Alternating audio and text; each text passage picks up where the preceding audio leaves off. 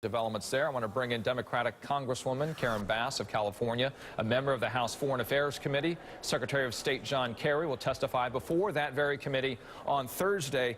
Representative, thanks for being with us. I want to follow on what Kelly O'Donnell was talking about just moments ago, and that is the equipping of the Free Syrian Army. And this is what Rand Paul had to say about that idea. It's a mistake to arm them. Most of the arms we've given to the so-called moderate rebels have wound up in the hands of ISIS because ISIS simply takes it from them or is given them, or we mistakenly actually give it to some of the radicals. Congresswoman, what's your thought about Senator Rand Paul's reaction to that idea? Well, let me just tell you that I do believe that the question of arming and training the Free Syrian Army is definitely a controversial part.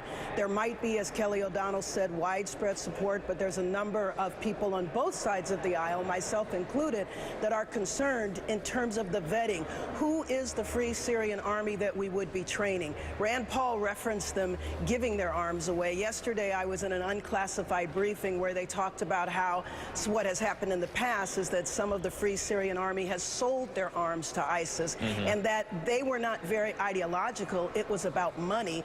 And so if they received the support from the United States, maybe they would not be as suspect and as vulnerable to ISIS. And so that remains to be seen. I will tell you that today, all throughout the day, we are having classified and unclassified briefings, caucuses, hearings, 6 hours of debate on the amendment. And so I have a lot of questions about it, and we'll see before the day is over where I land. Congresswoman, what you can share with us, of course, here, but what have you learned from those meetings that you might be able to share with us that's new?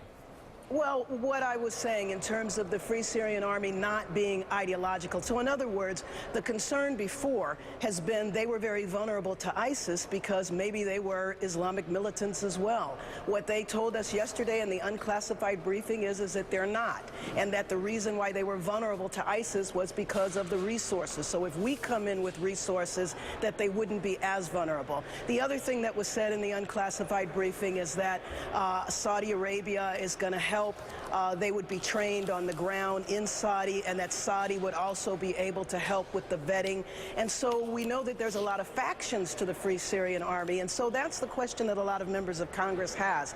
Who exactly would we be training? How significant would the vetting process be? Those are questions that are of major concern to many members of Congress, myself included. Very quickly, did you learn about the coalition which Secretary Kerry is working on in terms of how many countries we're looking at, what sort of support?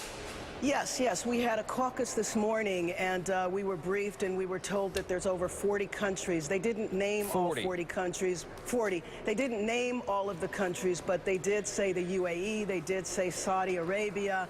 And so we will hear more specifics throughout the day, and then, of course, on Thursday when Secretary Kerry comes to the hearing in Foreign Affairs. Thank you so much. I appreciate your time, Democratic Congresswoman Karen Bass of California. Appreciate your time.